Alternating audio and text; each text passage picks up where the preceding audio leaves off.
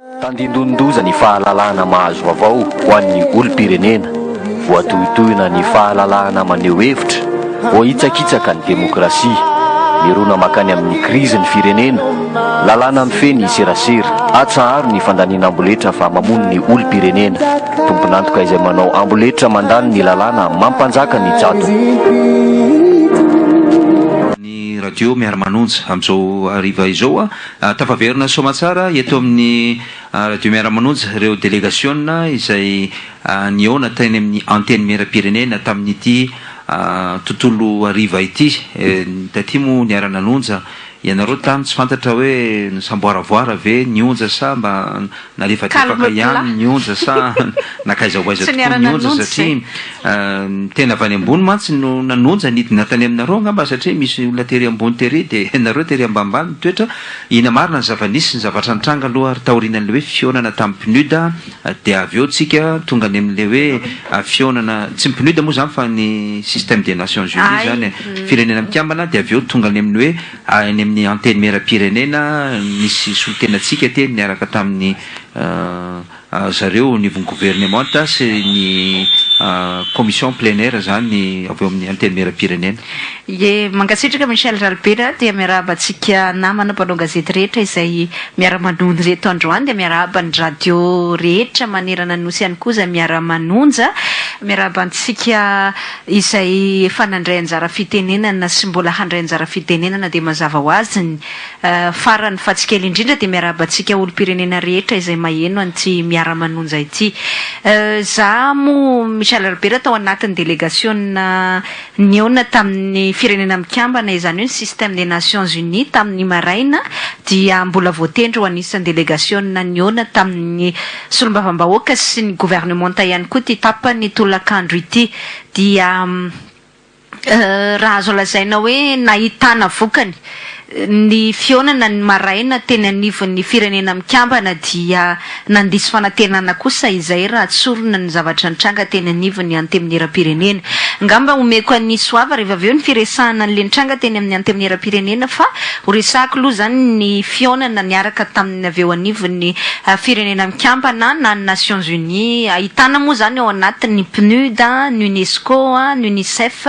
ny FNUAP izany hoe zay ny ma système des Nations Unies ireo rafitra rehetra ao anatin'ny firenena mikambana zay mandray an-tanana ny tiraraha ty fa tsy hoe ny PNUD ireriany zany ireriany intsony tahaka ny fitentsika mahazatra zany fa zay mihitsy iray ao anatin'ny firenena mikambana ny PNUD zay mihitsy moa zany no nampitaindry zareo hoe tsy ny PNUD ireriany no mandray tantsoroka ny tiraraha ty fa ny firenena mikambana iray manontolo mihitsy zay zany lo mba précision tsara entina satria nahitsy mihitsy moa zay zany tamin'ity maraina ity hatramin'ny niona tamin'izy ireo ny mpanolotsaina ambony misahana ny zoma olona na ny droits humains eo anivon'ny firenena mikambana zany no nitarika ny délégation dia tao anatiny zany ireo rafitra isan-karazany amin'ny firenena mikambana ireo le niteneniko teo aloha teo ny PNUD, ny UNICEF, ny FNUAP, ny inona koa PNUD, UNICEF, FNUAP zany eo anatin'izay système des Nations Unies zay UNESCO dia ny andaniny zany zay de ny ankilany moa zany nahitananay mpanao gazety solotena avy eo anatin'ny hetsika ho an'ny fahalalahana maneho hevitra mouvement pour la liberté d'expression dia nahitana ny olafitry ny mpanao gazety voasolotena tao ny filohany Gérard Rakotonirina ny filoha lefitra Didira Tsimbazafy ny secrétaire général Miarra Slofarjona zay zany no nisolotena ny olafitra tao anatiny ihany koa ny solotena ny ministère ny serasera ny talian'ny kabinetra ny Vraty Arson nanatrika ny fivoriana ary ny avy eo anivony ny société civile izany hoe ny fiarahamonim-pirenena izay nitovy feo tamintsika mpanao gazety tao anatin'izao fitakiana izao ary tao ihany koa ireo le consultant zany ireo mpahay lalàna Tojo Razafindrakoto anisany tao anatiny izay natsony mpahay lalàna natsony ny PNUD sy ny firenena mikambana amin'ny ankapobeny niarana molavola an'izay avant projet na code de la communication izay niarahan'ny rehetra zany zany no nandray anjara tao anatin'ny fivoriana dia andaniny moa zany départementa politique ny firenena mikambana dia ireo solotena avy amin'ny rafitra isan-tsokajana ao anatin'ny firenena mikambana ireo. De nisy ihany koa no hoe Sercom zany na ny sampana misahana ny fikarohana amin'ny lafiny serasera eny anivon'ny université an'Antananarivo. Ireo zany zay no natao Michel Jalbert. Ministera koa tao Ministera efa niteneniko teo talian'ny kabinetra. Zay zany zay no voasolotena tao. Le fionana moa de hoe à huis clos, zany hoe tena mba natao hiadiky-hevitra mihitsy zany ankalalahana fa tsy hoe eo alohan'ny ainao manjery de somary mety mba amboamboarina zay resaka zay. Zany hoe tena samy mamoaka an'izay ao am-pony zany. Terra ny filoha lefitry no lavitry ny mpanao gazety Didier Ratsimbazafy no nandray fitenenana voalohany ny teny zany hoe magaga ozy fa maninona no zao vao miditra antsehatra nareo firenena mikambana. Tsy efa tara loatra ihany ve satria efa nisany fandrirarirana fampisotomana io zany efa nisany bras de fer efa fotoana lavalava zay maninona ny zao nareo vao mikarakara an'ity. Zareo moa zany tany am-piandohana de nametraka mihitsy hoe nareo no samy miadevitra fa izay facilitateur accompagnateur zany hoe manaraka anareo zay ao anatin'ity resaka ity fantanjona de tokony mahita conclusion tsika miala eto. Zay aloha zany tena zava-dehibe tao anatiny. Nanampy moa zany za rehefa avy eo nandray anjara fitenenana izay ny teny hoe tsara le fionana fa inona no mety ho impactana ny fiatraikan'izay any amin'le solombavam-boaka satria ireo mbola manao letrezana ihany miazakazaka amin'izao fotoana iresantsika izao dia ireo miazakazaka manao an'le séance plénière na adoption na ordre du jour ampidirana an'le fandaniana letrezana an'ilay code de la communication ka ioneto tsika de resaka de hiadevitra zareo any manao ny ataony ihany ka inona no azona iantenaina amin'izao fionana aminareo zao zay zany ny fomba nitondranay an'le adevitra tao. Ny zavatra tsara ihany koa moa zay ny tombony mbarotra ho antsika mpanao gazety zany ohatra ny avantage tsika zany de ny fisian'ny fampitana vaovao en temps réel satria isika namana hafa no andritra ny fotoana io teny amin'ny anteniny era-pirenena de efa voapita tamina ny fisian'ny mpanao gazety zay niarana herisetra ka naratra tao anatin'ny zava-nitranga tamin'ny maraina aza ny fikasana nao confiscation na fakana le fitaovan'ny mpanao gazety ny tsy famelana mpanao gazety hiditra tao amin'ny anteniny era-pirenena zay lapam-bahoaka nefa de nidina tanteraka tsy navelan'ny mpitandro ny filaminana idirana le fifandonana zany tsy hoe fifandonana inona moa fa ilay ankoatra ny fampandoliana le fampandoliana moa tsy azonay tany tamin'ny fotoana iny de tsy voatafita tamin-zareo fa ny teneninay azy kosa zany le hoe misy karazana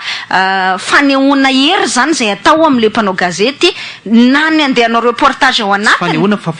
fampiarana na ny andeha hanao reportage ao anatiny na ny mpanao gazety anao sitinina zany de samy tsy navelanidra daholo voapita en temps réel daholo zay rehetrarehetra izay ary dia niraisindry zareo nody tsara mihitsy moa zay rehetra izay. De rehefa nandeha teo ny adevitra moa zany de nasaina ny teny zany ny talehan'ny kabinetra ny ministera za ozy je ne saurais trop quoi dire tsy hitako loatra ozy hoe inona ny teneniny fa tia ny teboka voalohany indrindra ny teneniny Michel légitime ny fitakian'ny mpanao gazety ny talehan'ny kabinetra no miteneny io légitime ny fitakian'ny mpanao gazety raha izay faharoa manarakaraka izany marina ary ny aiky ny talehan'ny kabinetra fa nasimpanovana tokoa tany zany vao tena nisy ny fiakenan'le hoe nasimpanovana tokoa normal moa izy raha iaiky an'izay satria ny tompony venona mpanao azy teo Michel Jalbert ary ny zavatra nisy de nalefa ny firenena mikambana tamintsika mpanao gazety hoe téléversion ny arahan'ny mpanao gazety nanapaka de manière consensuelle tamin'ny firenena mikambana sy ireo consultant natsony sy ny ministera ny serasera sy tsika mpanao gazety andaniny ary téléversion tiany zareo atolotra ny amin'ny anteniny era-pirenena olanina zay mihitsy nataon'ny firenena mikambana izy mihitsy nanao an'izay mazava azy moa mety somary coincé ihany ny talehan'ny kabinetra de ny haiko hoe marina fa nisy fanovana tokoa izy tao anatiny fa io ozy tsisy vitany tsy fampiresahany tsisy tsy vitany fampiresahany any hoe afaka mifampiresaka zany ozy ny talehan'ny kabinetra kanefa hoy izy efa nataonay zay azonay natao zahay ministera ozy ny défendre ny aro arak'izay tratranay an'ilay avant projet ny arahana tamin'ny mpanao gazety sy ny firenena mikambana na ny Nations Unies fa io moa ozy ny nataon'ny gouvernement ka de fa ohatrany hoe tsisy azonay atao intsony amin'ny niveau anay de tonga moa zany zahay de nametraka tao anatin'le fivoriana hoe tsisy antony ange zany mbola hidiny atsika amin'ny ministere satria hoy moa ny teo anivon'ny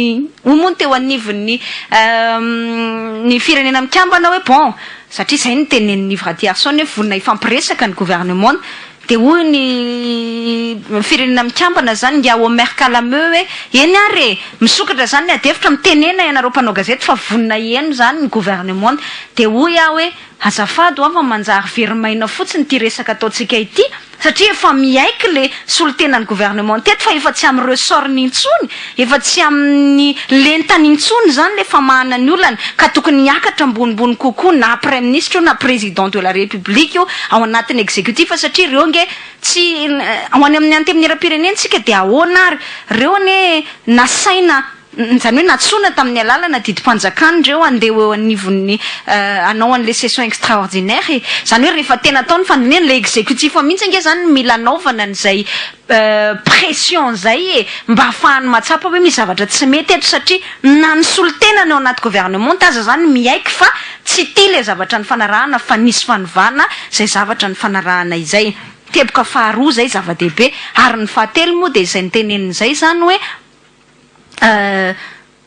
afaka mifampiresaka kanefa efa tsy vita ny ministera intsony zany ty fa efa tsy amin'ny niveau antsony fa efa ambonimbony kokoa de tonga de nametraka zany za hoe karaha izany no izy ho verimaina eto fotsiny tsika miadevitra fa tokony ampiakarina ambonimbony zany le interlocuteur de teo ny afaran'ilay engagement zay nataon'ny firenena mikambana rehefa nandeha teo zany miadevitra ny société civile ny teny ary nanamafy ny société civile hoe problème manay nge de ataon'ny gouvernement taforcine le izy zay mihitsy ny teny ny société civile tao le Lira Zafimbelony tao de ny secrétaire général ny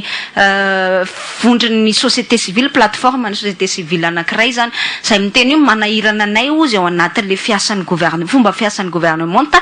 de le manao forcine foana zany io zany de tsy misy hoe tika io zany de tikano sy tikano fa tsy mba misy hoe inona ny mety fampirana inona ny mba mety fanarahana fa de alefasy foana rehefa tsy metimety amindra rehefa ohatra zany hoe tsy mieno an'izay teneniny zany zay raha tsorona zany ny tena ataotsika hoe doléance andreo société civile reo tsy mety nge ty zavatra atao ty de rehefa nandeha daholo moa zay resaka rehetra zay ny teny ny Léon Razafitrimo ohatra zao ny teny daholo zany ny Razafila Noël ohatra ny teny Didier Ratsimbazafy ny teny Hilda Asonjo ny teny Herman Pionna ny teny zay moa amin'ny ankapobeny ny délégation nandeha zany tao anatin'ny côté atsika Joël Aralay vao hita koa ny teny de nampitenenina ny filohan'ny olavitra rehefa avy eo inona ary zany ny hevitao filohan'ny olavitra de ny teny koa ny filohan'ny olavitra teo masony mpivory hoe voalohany tena légitime io fitakiny ny mpanao gazety io any hoe na ministère ny serasera zany na ny ordre des journalistes de samy nanama fa mitombona loatra aradrariny ty fitakina izy ataotsika ity ka nanamafy moa zany Gérard Rakotonirina hoe aminay dia tokony ahemitra io fa tsy mila hiazaka zany Gérard Rakotonirina za moa ny teny hoe asa aza ozana mbola ho tratrany amin'ny session ordinaire amin'ny volana oktobra satria io koa to session budgétaire zany hoe mety mbola azo ahemitra amin'ny fotoana hafa zany raha ny hevitry ny olavitry ny mpanao gazety raha mihoatra n'le 10 na 20 taona zay niandrasana azy teo de aminay ozy hoy Gérard Rakotonirina zany le fanemorana ozy izy tokony atao ary ny fisiany fifampiresahana amin'ny tombona ndraiky mpanjakana nazavana anazy an'io zavatra io satria tena niova tokoa io nisy ny dingana nanaovana famolavolana azy sy ny sisa tena niova tokoa io fa tsy araka ny fanarahana zany hoe raha zay teny zay zany Michel Ralbert de mitovy hevitra amitsika zany hoe mamirariny an'le fitakitsika daholo finalement le olona rehetra mivory tao à l'unanimité zany ka zay mihitsy ara le satria nefa rany de nanao résolution commune zany ny mpandray anjara tamin'ny fivoriana nosoniavy ny talian'ny kabinetra ministère ny serasera zany fa tsy hoe tsika iny zany le mandeha any amin'ny Facebook sao de misy diso hevitra ny antso teo hoe ny any amin'ny anteny efa malaiky ange hoe fanemorana nefa tsika vao mifampiresaka hoe tena tsy nanaiky mihitsy ka iny zany le miparitaka any le nanaovana soni teny amin'ny firenena mikambana de iny ndraisin'ny hafa hoe fa nanaiky hoe ajahatra le izy non de zao contenu an'le résolution nga manazavaitsika ny olona voalohany zany teboka voalohany de hoe il a été unanimement admis zany hoe keny ny rehetra zay nandray anjara na nytalehan'ny kabinetra ministère aza no lavitra ny mpanao gazety fa ilay code le avant projet ana code izay ny fanarahana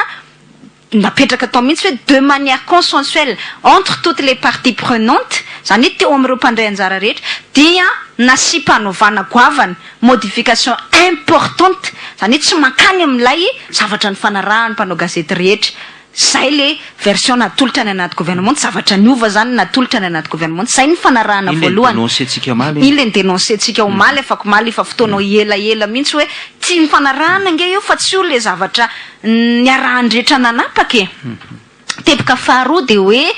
ny fanarahany be sy ny maro ihany koa fa ilaina ny fifanankalozan-kevitra.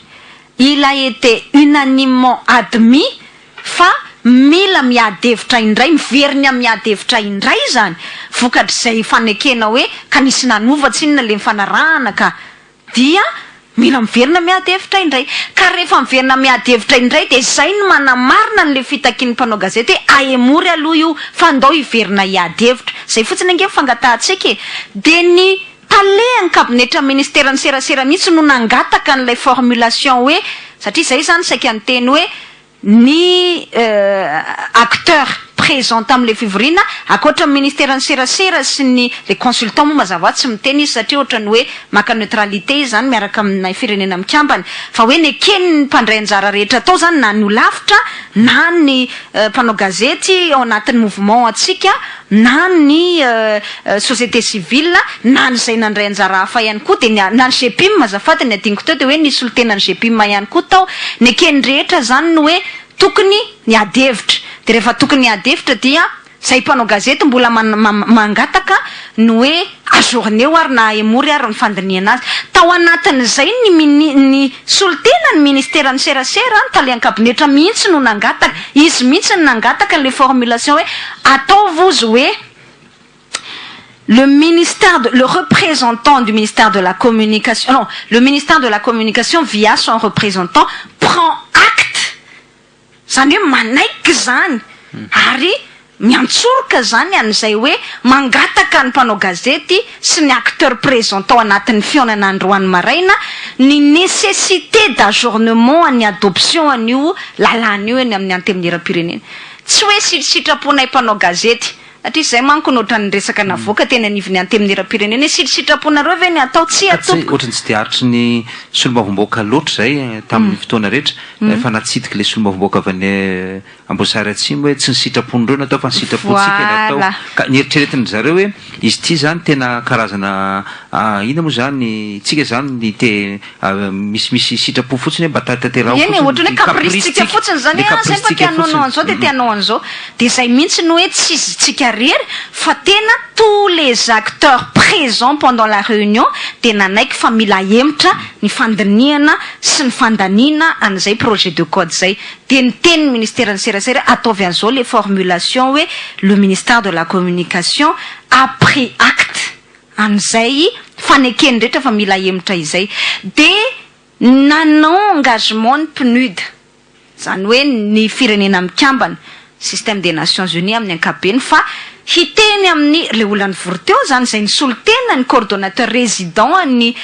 coordonnatrice résidente moa zany ny firenena mikambana eto amintsika hoe hiteny amin'izay ozy de izy no hitondra nyty résolution commune nareo ty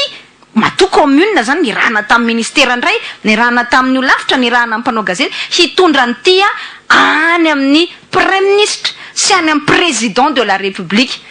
faran'izay aingany dans les meilleurs délais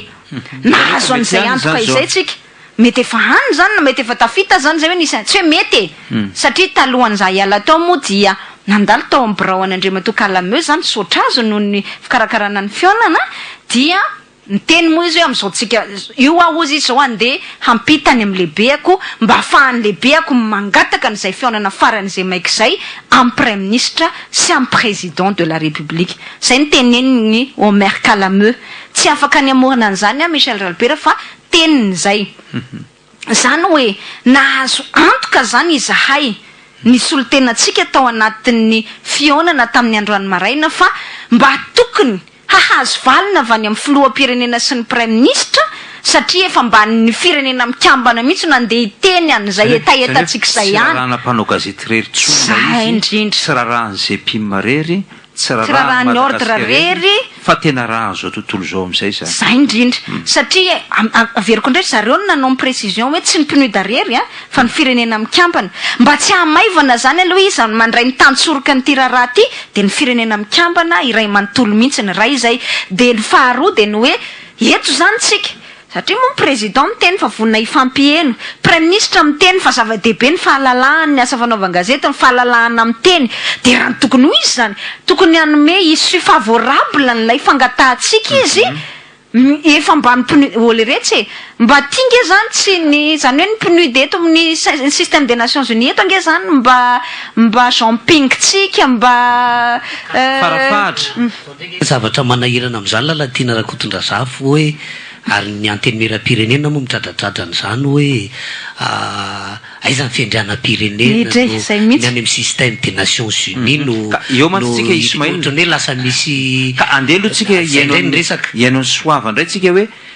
faranako vetivety aloha le teny zany de zay zany ny fanarahany rehetra de niarananao déclaration commune tamin'ny mpanao gazety niaranana soni aloha zany a niaranana soni daholo de niarananao déclaration commune ny filohany io lavitra ny mpanao gazety mihitsy namaky an'ilay résolution tamin'ny teny vahiny teo anatrehan'ny mpanao gazety za moa nandika an'lizy tamin'ny teny malagasy zany fa itenenao ke zavatra tena ny fanarahana tanteraka zany ny zavatra ny potra avy tao fa tsy hoe sitrisitrapotsika mpanao gazety indray de intsika fa azakazaka any amin'ny pnuda de ampitahotra ny député fa tany amin'ny pnud zany fa tany amin'ny firenena mikampana zay araka le teny zareo androany tolakana fa zavatra ny fanarahana tanteraka ny zavatra tapaka teny amin'ny firenena mikampana ny tiako andrinan'izay resaka hoe fiandrianan'izay de fony ny système des nations unies niaraka tamin'ireo sampandraraha isan-karazany atao anatiny a ny antso ny mpanao gazety ny antso ny ministera na niarana molavola io code io anye ka tsy nisy ny teny mihitsy hoe ingérence ilay izy fa niarana anaiky hoe aiza ny fiandrianana fa niarana anaiky avokoa ary de samy niarahaba ny félicité izay initiative izay ny tsirairay avy fa noho ny androany rehefa tokony tsy nekenatra ny voalohany io raha nieritreretina ho ingérence atao anatin'ilay izy hoe aloha ataonay rarahanay samy malagasy ty fampitrareo any a zay manambola hoentina miatrika an'izy ty de ataonay samy rery ary matoa mbola ao anatin'ny mandat ny Nations Unies ny système des Nations Unies ny mitondra hatramin'ny farany hatramin'ny fandaniana ary fanekeny ny rehetra ny andaniny sy ny ankilany io volavolan-dalàna io satria raha nanao izany ny Nations Unies ny système des Nations Unies de tsy nisy mihitsy hoe andeha hanao volavolan-dalàna zay ka rehefa tonga ery atenatenany ary de avela ho ataon'ny olona amin'izay ilavany azy eo le izy amin'izay tiatiany eo dikan'le effort nataony raha ohatra ka ho avelany fotsiny ho manipuleny olona arak'izay mampety azy eo io zay no zavatra tokony tonga ao anatin'izaytsika ihany koa hoe raha izao ianao no miteny hoe ingérence tokony efa tamin'ny 2013 2014 2015 no miteny hoe tsy ilaina ny système des Nations Unies niditra tamin'io ary za eto de miteny fa tsy ny système des Nations Unies irery intsony no mahatsiaro tena ho voakasika na hoe mahatsiaro tena ho concerné amin'ny ty satria efa ny droit fondamental amin'ny ao anatin'ny déclaration des droits de l'homme mihitsy no voatohitohina de efa manomboka miditra ihany koa ary efa nanao ny déclaration androany ny Union européenne efa novakina teto zay déclaration zay ary efa ho avy ihany koa efa tsy mijanona efa à l'international arak'le efa voaresaka teo ity raha ty ankehitriny fa tsy raharahany mpanao gazety ireritsony tonga de ometsika ny sofa satria anoy an'le resaka teny amin'ny antemitoy zany a tany pnud tany amin'ny firenena mikambana de avy eo vorondray teny amin'ny anteny mera-pirenena soavandriamartafika ahoana indray ny zavanitranga teo anivo ny anteny mera-pirenena tao anatina commission spécial travaux de commission spéciale zany hoe asa mbomera manokana zay na tonga azy tany amin'ny salle des sciences zay na tonga azy tao amin'ny zay ma spécial na le izy tsy de nisy hoe rafitra hoe nametrana hoe isy fanapahan-kevitra ve na tsy isy fanapahan-kevitra satria raha ny oetriretin'ireo le solomavamahoaka de hoe itsika mpanao gazety avy de hitaky an'ireo andininy isa tokony itsika mpanao gazety hitaky an'ireo andininy isa tokony zay hoe mampangatahitatsika ny tokony antsina azy tsy any amin'izay votoatin'ny resak'izay na maika ary tsy zay ny zava-dehibe fa le toe-tsaina nentin'ny fitondram-panjakana nanitsy azy no tokony averina hatrany am-boalohany ary zay famerenana azy hatrany am-boalohan'izay no edivana ary natevenina tamin'ny alalan'ilay fehikevitra ny ombonana tamin'ny fivoriana teny anevon'ny firenena mikambana androany maraina ny gouvernemanta moa dia namatrapatratra ny amin'ny hoe reto mpanao gazety reto tsy de azo ianteherana fa mitady hirika mandrakariva ny fanamariana voalohany aloha tsy ny mpanao gazety no hoe tsy te anova ny lalàna momba ny serasera io fa dodina koa ny mpanao gazety ary efa napatsevana mandrakariva fa efa 20 taona zao nandiniana azy io sy namolavolana azy io ny dikan'izay tsy ireo solomavamahoaka vao tato anatin'ny 4 na 3 taona vao nanao politika no tokony dodina ambonin'ny mpanao gazety aminazy io fa ny mpanao gazety dia maika lavitra no ireo saingy na maika aza araky le iran'le mpanakatrazeny ombo mitsangana tsy azo hoanina avetrany ohatran'le bevokarakitsikena zany rehetrarehetra zany a mato ambara matsy de mampatsiahy lay fomba fitenenana hoe lokangatsy ataony mahabe voatavo satria lay solomavambahoaka indray no miseho tompon-draha raha eo amin'ilay fandehany izy ka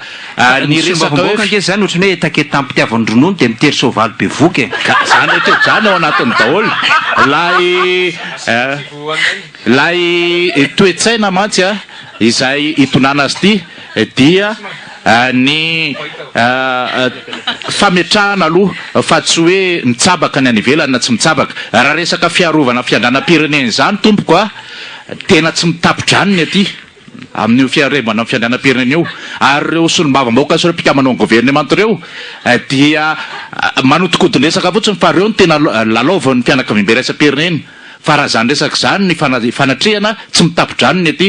ka sarotony amin'izany fiarovana fiandranam-pireneny zay saingy aza donoina fa izany fahalalahana demokratika na liberté demokratika zany zany fahalalahana namosa-kevitra ny liberté d'expression zany manana sotoavina iraisam-pireneny valeur universelle zany ary tsika tsy afaka iolon'olona aty amin'ny faritry ny ranomasimena fa tsy maintsy miara-miasa ary zay fiaraha-miasa zay iarovana ny tombontsoan'le firenena zay ny mahasarotiny antsika itsika raha nanao an'ity hetsika ity tsy de nananeritreritra loatra hoe aka ny fanampin'ny avatsy na aka ny fanoanan'ny avy aroa fa ny herin'ny vahoaka malagasy ny anteheratsika ifanometanana sy ifanao tantsoroka amintsika fa ny rafitra eo amin'ny sehetry ny firenena mikambana ny rafitry ny firenena mikambana no nahita hoe totady iborika hoanny amin'ilay fanitsakitsahana ny sotoavina iraisam-pirenena ny valeur universelle ilay mpitondra fanjakana any madagasikara ka rariny sitsiny raha mandray andraikitra eo amin'izay dinganefa ny rosony izy ireo zay zany le resahana am'le hoe tsisy resaka hoe fanitsakitsahana ny fiandrianam-pirenena ty fa raha izay ny resahana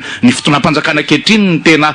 tompondaka amin'ny fanitsakitsahana amin'ny fiandrianam-pirenena ary reo ny tena mpandoalika eo anatrehan'ireo fianakaviam-pirenena reo ka ity resaka tya fitakiana fotsiny satria tsy misy valaka amin'ny tetika nokasaina izy ireo atao amboletra tamin'ny alakamisy zoma lasa teo ny hoe tokony ho atao zay andiniana azy androany sy rapitso zany kosa aloha tsy ekena zany satria tsy ny andininy atsofoka na hotsoahana ny zava-dehibe fa hoe resy lahatra ve ny rehetra fa lay sotoavina ilay toe-tsaina izay nentina andrafitra n'ilay lalàna no voan'ny fanitsakitsahana voabarofo ka averina am'lonina zay famerenana ny lona zay ilana ny fandraisana anjara nireo rehetra zay niarana andrafitra azy hatrany am-boalohany ihany koa zay maty ny antony hidirany firenena mikambana no atin'le izy fa tsy hoe itsika kory ny solatsolana fotsiny akany zany le hevitra rehetra hoe anisan'ny miara-monafezana tao anatin'izy io fa le mampalahelo moa mialatsiny fa mbola mamerina ihany hoe ny maro am'ireo solombavam-baoaka zay nanatrika teo ngamaova da tao anatin'ny 3 taona nanao politika ary politika maloto no ainy fa itsika farafakeliny ny tenanay efa hatramy zany 20 taona lasa zany nandray anjara tamin'ny fietreretana famolavolana ty lalàny ty ary ny fanehatra tam'izany ministra be tsy ny firy zany zay tam'izany tamin'ny famolavolana ny fiandohany io ka tsy misy tokony ampikoso maso zany ary tsy misy te hoe ametrahana ny fitaovam-piadiana hoe ny tiako tenenina hoe ny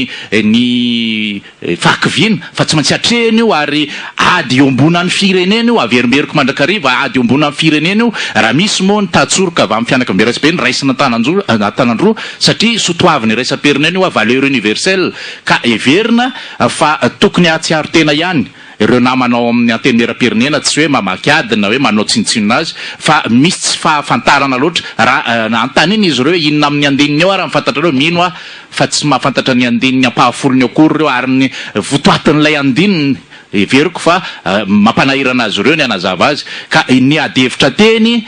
dia zareo mitaky ny melabelaratsika mpanao gazety ny hoe inona le zavatra tianareo ahitsy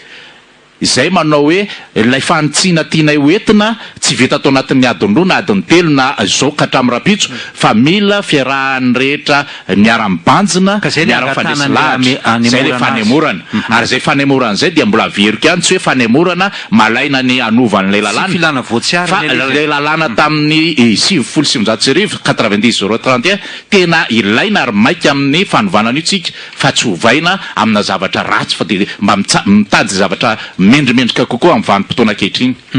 fandribirebeny zany ny soava andre maro tafika hoe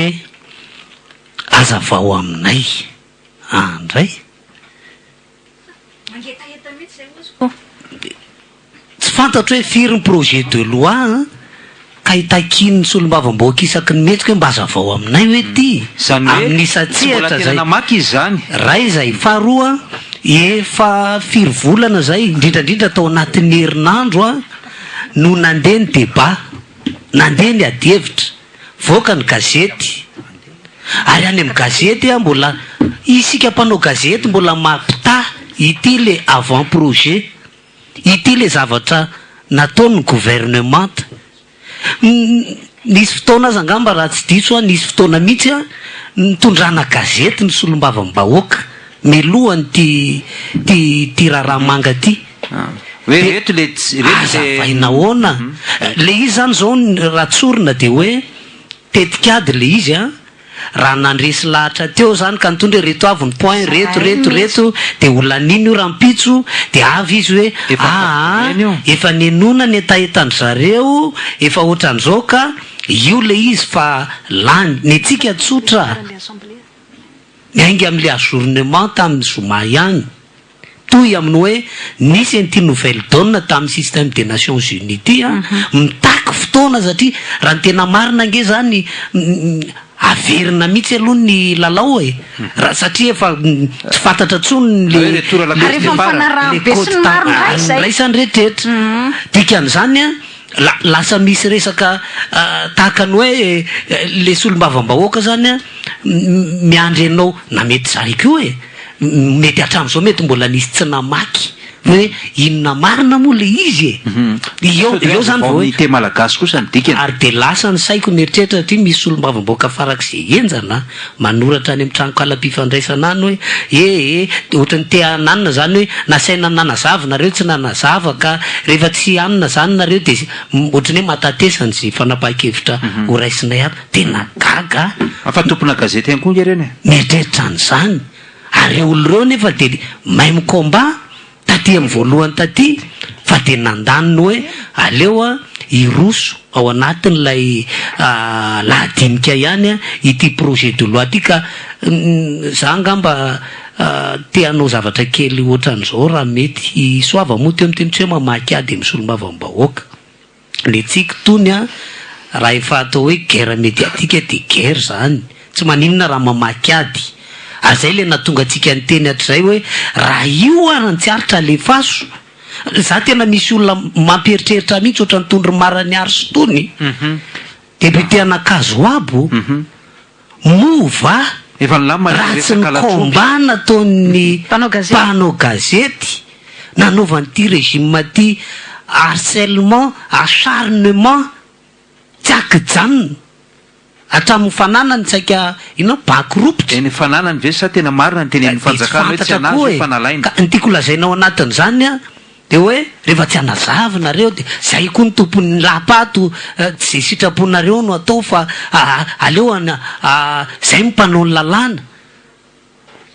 ary miteny ny député Maraniaritsy fa tsy mpanao gazety ny solombavam-bahoaka hoy izy ny solombavam-bahoaka ozy fa tsy pnude zany ozy no malany atsika 4 mandat zay ny teny amin'ny anteminy le problème zany ny atolole solombava rehefa tonga any amin'ny lapa mialatsiny aloha fa indraindray ny ataon'ny sasany de mandoto ny besiny maro fa mba misy ihany mantsy ao anatin'le antenimiram-pirenena ohatran'izay ka za zany de miteny za de miteny fa miova mihitsy ny fomba fiaino n'lay député tamin'ity androany ity tena avocat ny gouvernement ny akamarony solombava pitondrana de normal tsika raha ozy izy hoe tsy reo ny vahoaka ozy miantso le vahoaka ny mpanao gazety ka raha ny tena marina raha tsika indray zao manao ny rôle ny député raha ny zava-misy eny rehetra eny de isika no mitondra fa rehefa mitondra tsika de refusé ndray tsy anareo no tokony hoenona fa ry erajonary mampianina sy ry mahafaly solonandrasan'ny Olivier sy ry Andrenjato sy ny karazany ka fiarotro ny tsy teny an'izay zavatra zay ny tenen'ny soava teo hoe misy roa taona député de tena hoe tena zavatra fa firy taona nanaovana gazety moa soava ny telon'orefy 10 taona firy ny régime hatrany fanjanahantany angeny natrehan'zany ny gazety zany de tsy ty régime ty no amelesona hoe tsy professionnel nareo izy le filoham-pirenena amateur fa raha misy koa filoham-pirenena farak'izay amateur indrindra teto ambonin'ny tany teto amin'ity Madagasikara ty de io no ohatrany hitako ohatran'izay indrindra ka le izy za 20 ans de métier am'tytontika raha misy qualificatif mihoatrany hoe amateur angamba mety mbola malaza azy kokoa de mbola zay no nampiasaintsika azy 20 ans 20 taona nanaovana an'ity fa mampatsiafa sotra an'Andriamanitra aloha zany tonga ao izy raha rakotinirina mirabanao président anatin'ity raha ty fa talone ity resaka fanaovan-gazety ty président n'ordre fotsiny de navita maîtriser an'izy io miakatra any amin'ny station tandremo fa zao ny etika zao ny déontologie sao de misy bavure mifampife zany ao anatiny ho lavitra io zany hoe isika zany de efa elana nanao an'ity asa ty tao anatin'izay norme izay ka tsy ny filoham-pirenena tsy fantatro hoe normal nge filoham-pirenena raha miteny hoe ay ve misy mpanao gazety manao contestation momba ny article 20 ay ve misy mpanao gazety milahatra zany ay ve misy mouvement aika na gazety raha tsy vakily le filoham-pirenena de io maintsy fotsy be eran'ny tanàna milahatra amin'ny rindrina io ve tsy hita efa manino reto maintsy fotsy ka aiza moa ny ande le firenena normal ty Madagasikara ty raha ohatran'izao normal satria filoham-pirenena io ny ataony ny député zao ny anaovany an'le andraikitra maizy azy de za aloha de miteny efa natao daholo ny dingana rehetrrehetra de aloha ripetraka zay fa de ataovy zay sitraponareo amin'ny fitondrany fidy ve zany ataovy za tena miteny hoe lanio raha afaka manangatanana ry atsofoka ao de ho laninina amba vazivazy zany fa nytiako lazaina hoe alefaso fa miteny hoe mba vakio ny tantara zany Watergate vakio ny tantarany zany Vivagety vakio ny tantara rehetrarehetra na 4e pouvoir ny 4e pouvoir de raha mbola tsy fahian'zany de ataovy efa misy mamorona ny ananasy gety ny Ismaël Razafinarivo zao ny zavatra tiako resahana satria sambany moa mba niditra atao amin'ny antenimiram-pirenena atao anatin'le salle de séance ka mipetraka tery amin'ny toeran'ny gouvernement talatsaka fefany kely zany zay tao zany hoe teo amin'ny famille tamin'ny côte zany zay sy ny gouvernement du gouvernement tao fa sambany vao nanatrika ny hoe séance plénière 2-10 aloha nisan'ny solombavam-bahoaka tao zany hoe un tiers ny tokony ivory zany zay aloha nisanay teo nisanay tsiraray de zao ny conclusion tonga de natao avy hatrany voalohany indrindra aloha sarotra no miresaka amin'ny olona efa tsy te hieno efa manana idée fixe ao anatin'ny lohany izy ka nahiteny ninino eo azy ianao de efa zay ny azy zay ny voalohany de ny faharoa ty normal Ismail Razafinarivo ty fireneny ty raha ohatra zao normal ty fireneny ty raha tsy ataontsika hoe fitetaka amin'ny tany fa any ambany tany mihitsy raha any ambany rangola raha mbola député ohatran'ireo amin'ny anteminera-pirenen'ireo miala tsiny fa tena zay mihitsy ny conclusion zany satria nahita maso amin'izay zany tena ohatra zao le fomba fedikevitra fa io aloha de tsoroko anao fa tsisy mieno an'izay hoe inona no mahatonga anao miteny zany hoe fanarahany rehetra le nécessité na ajournement na fanemorany tsy misy mirarahany zay hoe ny fanarahany rehetra fa tsy okay le zavatra navoaka ny gouvernement ary matetika raha miteny ka le solomavoaka de lasa izy mivoaka de tsy henony ianao fa le anazy ihany teneny tsy mivoaka ry zareo tao ka tsy mivoaka ry zareo tao fa itenenako Michel hoe tsy henony zay tenenovany azy zany zay efa ao anatin'ny sainy ihany de zao ny zavatra mivoaka tao ry Jean-Jacques Rabenirina moa zavatra manodina ny io koa mampiova toerana koa io mampiova hevitr'olona koa io toerana io fa député zany Jean-Jacques Rabenirina zany tena anisan'ny nandray anjara tamin'ny fanonganana ny hery rajonary mampianina mihitsiny tamin'ny déchéance tamin'ny fotoan'androny de tamin'izany fotoana izany tena virulent mihitsy zany Jean-Jacques Rabenirina zany namely fanjakana fa ankehitriny zany miteny hoe mba sambako koa ny nahitako député manaikotsin-driny ny mpanao gazety ohatra zao fa maninona reo tsy mandray ny andraikitrareo fa tsy ny mpanao gazety ny baiko anareo fa manapanareo hevitra de avy amin'izay ry solombavam-boaka miaraka amin'ny kibo efa nahazoazo ihany satria matsaratsara kibo koa manko mabebe kibo koa manko ao amin'ny assemblée ao de avy le solombavam-bahoaka hoe anao inona moa nareo mpanao gazety raha laninay io anongana anay zany ny débat tao hoe io ary zany zany eno de ny sasany moa de midery marany ary zany moa de dray nareo aza mampifilafila ozy rehefa tianay zany hoe rehefa mba nasainay nakety de mba ekeo zay tianay atao aminareo fa tsy aza mampifilafily nareo ny solombavam-bahoaka ianatra Razafy Manatsoa zany moa de hoe raha zay zao nareo moa ozy manana ny ainao manjerinareo sy ny gazetinareo zao de afaka miteny an'izay teneninareo fa raha zay zao ozy raha pitso mba miteny anteny zavatra nataonareo androany io de hoe midongy le mpanao gazety zay zany ny fahazahoany an'le ady hevitra tiatsika apetraka hoe tiangeny misy principe ny fanarahana aloha le adevitra zany avokany raha maître Antra Razafy Manatsoa c'est quand même une avocate de zany ny fomba firesaka zay ny zavatra mahagagana député roa ihany zany mba plutôt ny plaider ny cause sika tao zay zany raha tsorina le izy ny ambony zany de hoe zay tiandreo mpanao gazety reo ve ny atao fa tsika ny mandidy fa tsika ny lany mba oke zany ny ao anatin'le débat io zany tsy miheno anao mihitsy eo hoe bon le izy ange de tsotry rehefa mba ny fanarahana heverina kosa fa rafitra manandanja tao anatin'ny famolavolànan'le code ny hoe tokony isy dialogue na fanakalozan-kevitra aloha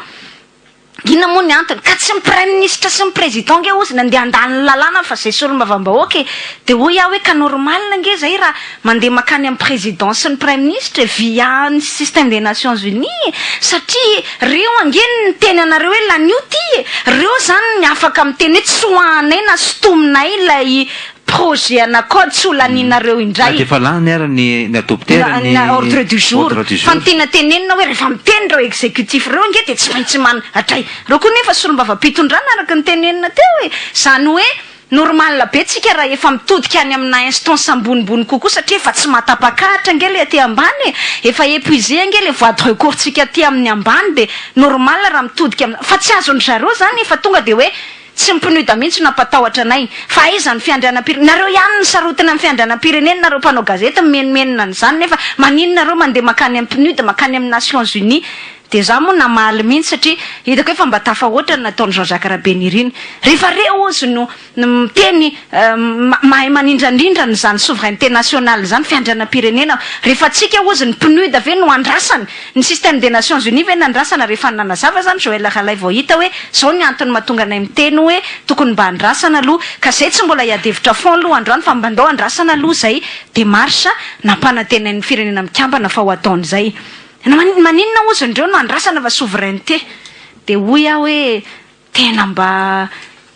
mémoire courte na foloatra ny fitadidian'le mpikambana ao anaty gouvernement fa vao tamin'ny herinandro nge nitatitra le travaux de commission mametraka fa ny tahirim-bola iraisam-pirenena na ny FMI no manery ny fandaninana io hoe tao vaingana fa raha lany io de mety afaka roa volantsika mahazo vola le famitaham-bahoaka takan'izay fa rehefa zareo zany miteny hoe tsy mahazo vola avy any ivelantsika raha tsy laniny io code io de tsisy resaka manitsakitsaka fiandrianana zany fa rehefa tsika efa tapitra amin'ny voie de recours ary tsika malala fa ny communauté internationale ihany lalatina tsy hoe miresaka an'ity code ty au niveau ny système des nations unies de hoe raha maresy tsika de makaty amintsika voilà zay indrindra manko tsisy zany ty raha ty ary tsika koa miteny hoe tsika malala tsara ihany koa fa le izy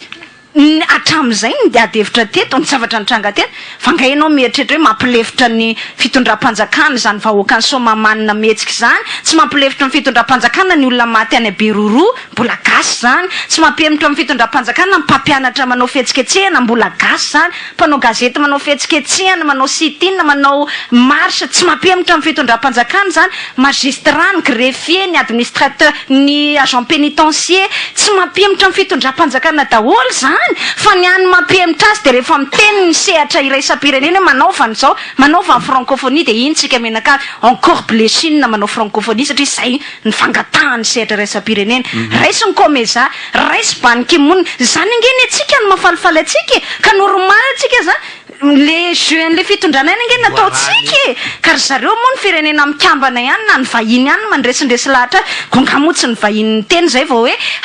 ny attachement anay amin'ny liberté de la presse ou ny gouvernement tananao communiqué conjoint niaraka tamin'ny Union européenne kongamoa tsy premier ministre be ny gouvernement tany teny hoe tena sarobidy aminay fahalalana io teny rehefa tonga teny amin'ny PNUD sy ny firenena mikambana zany hoe tenenana atsika hoe ka ry zareo ihany ingeny matahotra ny sehatra resam-pirenena fa rehefa ry zareo zany no manao an'izay resaka fiandrianana zay de mangina daholo ny rehetra fa rehefa tsika zany de hoe nareo indray zany manitsakitsaka ny fahalalahana ka zay ny tenitsika ny conclusion antsika atao de tsotra Ismail Razafinarivo ary zay mihitsy ny tena tiantsika nampitaina tamy fa tsika moa mpitondra teny nandeha tao zany namarana ny fitenenana de ny teny ako nareo moa ny tompony initiative de loi anareo io zay mihitsy sy manery satria hoe tsy mipinida mihitsy ny ampataotra tsika fa anazy ihany hatramin'ny maître Razafimanatsy hoe ampinida zany mpinida zany anazy ihany zany ny teny an-jareo de ozy aho hoe no tsisy manery anareo nareo koa manana ny fiandriananareo rehefa tianareo ny le fiandrianana eto amin'ny lapanareo nareo satria lapanareo fa tsy lampam-bahoaka ntsony fa tsika tsy navela niditra dia tsy navela niditra mpanao gazety tamin'ny maraina de ozy aho hoe tsotra be le izy anareo io nangataka moa zay ka tsy nomena de afaka didy manala ny adidy maha olo-pirenena satria nous sommes des citoyens responsables adiditsika zany ny manala an'izay de miady rehefa misy zavatra tsy mety fa zao ary anareo le initiative de loi lanio ary le lalàna de zay ny teninay tao hoe rehefa tsy hainao anay moa ianareo tsy afaka hanemitra an'izy ary tsy afaka hiandry mety androany alina nge ho ana rapitso de azo zany valiteny avy amin'ny premier ministre sy ny président de la république zany raha miteny moa izy hoe tsisy idiranareo amin'izany de akory atao fa de fa afaka diditsika zany fa raha tsy afaka miandry an'izay nareo de soit fa zao lanio le izy de on prend acte zany hoe mandray an'izay tsika zany raisitsika ny fanapa-kevitra mifanandrify amin'izany fa nanala diditsika io vita ny adiditsika tsika zany manana le zay indrindra le sentiment du devoir accompli vitatsika ny adiditsika natao daholo ny dingana rehetra de miassume ny conséquence ary zareo rehefa aveo miantsoroka ny vokatra zay fiziriziriny zay ry zareo rehefa aveo angamba ho faranantsika am'izay lalatina Rakotondrazafy ametraka afatra aloha ianareo veo de aveo oetinao zany ny teny famaranana ny tiako apetraka fotsiny hoe raha mpitso dia mbola mitony ny radio miara-manonja takany mahazatra raha pitso angamba ny tena ataontsika hoe mobilisation goavana indrindra ao anatin'izay miara-manonja izay satria raha pitso zany no andaniny izy ireo an'izay code de la communication zay tsika efa tsy any amina logika ana hoe tsika moa zany mazava ho any kosa apetraka miandry tsika ny valiny dingana na ny démarche izay mety ho ataony firenena mikambana rehefa matory rehefa aveo nareo raha alina de raha miforapitso maraina de mety efa miova hafa ndray rapitso tontolo mety mbola isiova satria mety rapitso no miona amin'ny premier ministre sy ny filohan'ny république le solitena ny firenena mikambana ohatra le coordonnateur résident coordonnatrice résidente na iny zany loha ray andaniny iny andrasatsika zany zay mety ho akony arabaso raha batsara raha misy everiko moa fa tenin'olondehibe ny tao hoe zay andeha apitan'iny fangatahanareo iny a za koa mieritrehitra hoe olondehibe ny prime ministre sy ny filohan'ny republika ka rehefa ny firenena mikambana no miresaka am mety mba hisy réaction ihany ry zareo raha tsisy moa de efa miprendre acte foana tsika Michel Ralbert zay ny voalohany de ny faharoa raha mpitso zany tena mba entanina isika rehetra ao anatin'ny fiarahamanonja satria raha mpitso zany tena mouvement goavana indrindra ao anatin'le fiarahamanonja raha mpitso matsy a isy fiarahantsika rehetrarehetra ny reporter atsika rehetra zany a de tokana ka vaovao tokana no alefatsika na ty na any amin'ny télévision de ho alefatsika miaraka zay hoe ty aloha lelefa mandritry ny atoandro a de rehefa aveo ndray raha piso atoandro zany aloha de iraisana ny vaovao e am'izay miaramanonja rehetra zany a ao ny tena ataotsika hoe enjana izay vaovao apetraka izay tena efa ametraka isika ny ty anankiray ty no conclusion Michel Ralbert tsika zany efa miteny hoe araky ny tenitsika teny amin'ny anteminiram-pirenena de hiprendre acte tsika zany hoe mivononytsika mandray ny fanapaha-kevitra tandrify atsika tsika de samy miantsoroka ny vokatra zay fanapaha-kevitra ho raisina raha mpitso izay na ny andaliny sy na ny ankilany a samy miassume zany fa ho atsika de efa ty basy aty fikavana ka tsy afenina farangaranga ho atsika rehefa lany zany le code de la communication de ositsika hoe andao daholy ary gadrao daholy ary zay mpanao gazety raha masa ka de zao ny fandehany hiaraka anao miara-manonja am'izay ty zany tsy hoe ao amin'ny Free FM rery sisa mivoaka ny dossier na any amin'ny Antsiva rery na any amin'ny RTA rery na any amin'ny Express na any amin'ny La Gazette na fa ity zany ny dossier zay mivoaka ary ny anomboatsika azy de ny dossier ny ministre Andrinjato Vonson zay itenenantsika hoe alefaso ary le miara-manonja alefaso ary le fandanina fa zay koa andefa ny miara-manonja anay de amin'ny fotoana zay andaninan'le code de tsy maninona manao programme amin'ny miara-manonja de manomboka am'izay ny grand déballage ndreo dossier ampitondra fanjakana lasa miara-manonja any amponja am'izay zany rehefa aveo tsy maninona mihitsy andao hiara-manonja any amponja sady mirimana e zany any misamboaravoara atopatopany ao de de nidikan'izay na ny any amin'ny faritra zany na ny aty de hiara entana isika mpanao gazety hiaraka amoaka ny dossier maloto ny mpitondra fanjakana fa mpanao gazety manao investigation ny maro ato anatin'ny ty manao miara-manonjy ty ka de zao alefaso le fandanina tondray ary aprisiana alefaso fa zay fa maika amoaka dossier koa manjary lasa ohatra mifampisarisarika etsika menakavy mampilaza ny solombavam-boaka zany tsika androany hoe engane ka olany ny volavolan-dalàna izay terenareo am'izao fotoana zao engane ka olany le engane ka olany zany hoe maniry indrindra mba miantso ny malagasy rehetra mba hivavaka ho an'ny fampandanina ny volavolan-dalany volavolan-dalàna zay mangataka tsika ho an'ny silamo miakofa fa dia engane ka olany io engane ka olany bismillahi rahmani rahim Michel Ralbert nytitsika apetraka fotsiny hoe mba afarana ny général Florence ny Moreg hoe aza misahirana tsony raha pitsy fa zay tsy hoentsony zay tsy hoentsony mihitsy ka tsy problème atsika tsony zany fa ataovy eo zay ataonareo fa tsy mana fa zay eto koa mba manana ny fitaovana ampelantanana ampitonina tsy misy fitaitainana mihitsy fa ny miara-manonja koa mba manao ampitonina tsy misy fitaitainana de tsika mamoaka dossier de tsotra isaka mamoaka dossier de sambory ary isaka mamoaka dossier de gadrao ary le mpanao gazety fa mety amintsika zany de zao raha zary zareo manao fonja vaovao satria tsy omby atsika mpanao gazety rehetra cybercriminalité sy fonja ny code de la loi code de la communication mankasitraka tompofavy sy tompokila radio miara-manonja